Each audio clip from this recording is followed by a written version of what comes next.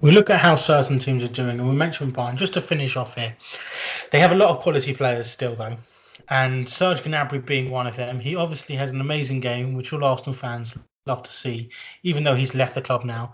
What Arsenal wrong for letting Serge Gnabry go, and how big of an impact do you think he could be in the future for Bayern Munich and for the German national team, actually?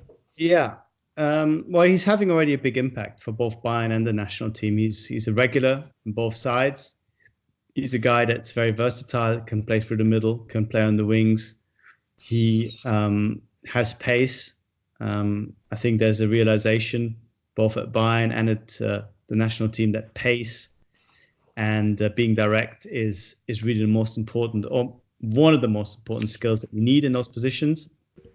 And that's why he's in the right place in the right time for both sides.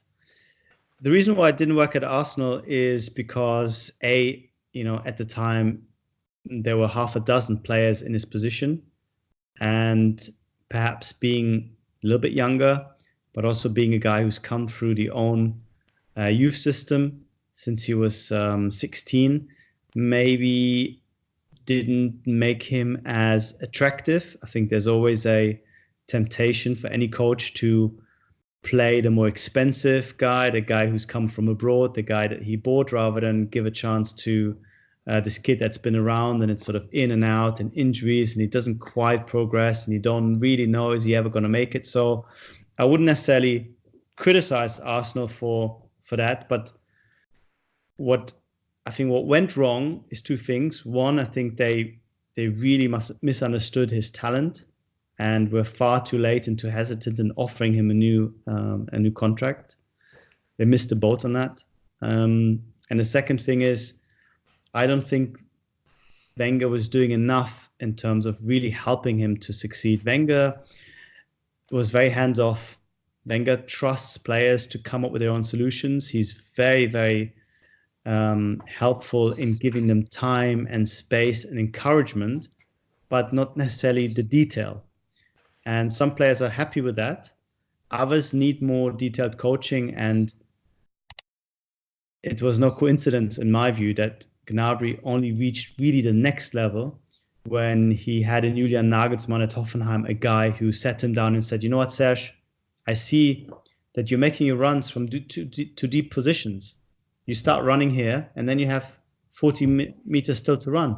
Run a little bit later, or put yourself in different positions so that you can take up pace and you get the ball into feet. Little things, tiny things that we perhaps think are already in every footballer's brain, but actually they're not. They need to be fed and need to be repeated and need to be really harnessed. And Wenger wasn't really doing those things towards the end of his coaching career. And Gnabry needed that bit of extra coaching. And I think those two things went a little bit wrong, but I wouldn't necessarily say that Arsenal, made a huge mistake with him. I think it was just one of those situations where it was a good idea for the player to leave, and